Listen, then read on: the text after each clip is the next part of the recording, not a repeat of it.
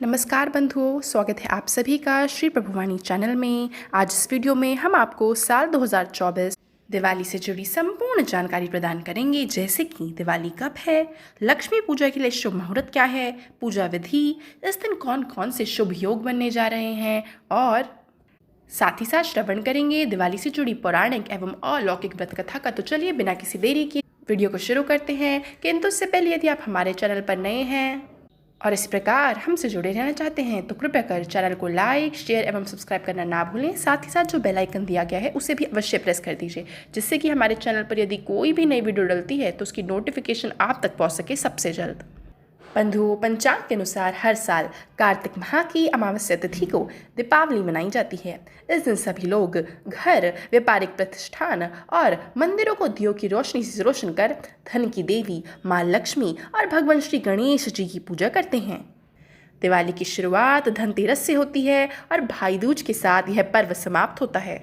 आइए सबसे पहले जान लेते हैं दिवाली शुभ मुहूर्त के बारे में। तो बंधुओं, इस साल यह पर्व 1 नवंबर यानी कि शुक्रवार के दिन मनाया जाएगा। आप नोट कर सकते हैं बंधुओं की अमावस्या तिथि प्रारंभ होगी 31 अक्टूबर को शाम 3:52 पर और यह तिथि समाप्त होगी अगले दिन यानी कि 1 नवंबर को शाम 6:16 पर।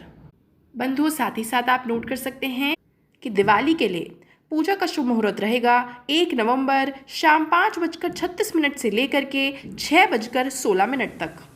आइए अब बता देते हैं दीपावली से जुड़ी कुछ अन्य तिथियों के बारे में, जैसे कि धनतेरस है 29 अक्टूबर को, नरक चतुर्दशी 31 अक्टूबर, दीपावली 1 नवंबर, गोवर्धन पूजा 2 नवंबर और भाई दूज 3 नवंबर।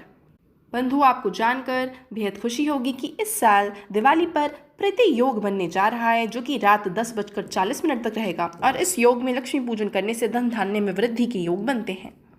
आइए अब जान लेते हैं दिवाली लक्ष्मी पूजन विधि। तो बंधुओं, इस दिन आपको प्रदोष काल एवं निषिद्ध काल में पूजा करनी है, यानी कि जो समय आपको बताया गया है उसी के अनुसार।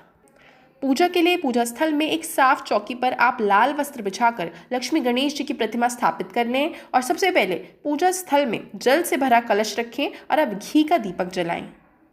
उसके पश्चात सभी प्रतिमाओं को तिलक कर पूजन सामग्री जैसे कि खील, पताशे, पंचमेवा, गुड़, फल फूल, मिठाई, माँ लक्ष्मी जी को कमल का फूल व कौड़ियाँ अर्पित करें। लक्ष्मी गणेश जी के मंत्रों का जाप व श्री सूक्त का पाठ करें और उसके पश्चात घर के सभी कोनों में दिए जलाएं। आइए अब श्रवण कर लेते हैं दिवाली से जुड़ी प्राचीन व्रत कथा को। तो बंधुओं, एक गांव में एक साहूकार, उसकी पत्नी और उसकी बेटी रहती थी। वह रोजाना पीपल के पेड़ पर जल चढ़ाते थे। इस पीपल के पेड़ में माँ लक्ष्मी का निवास था।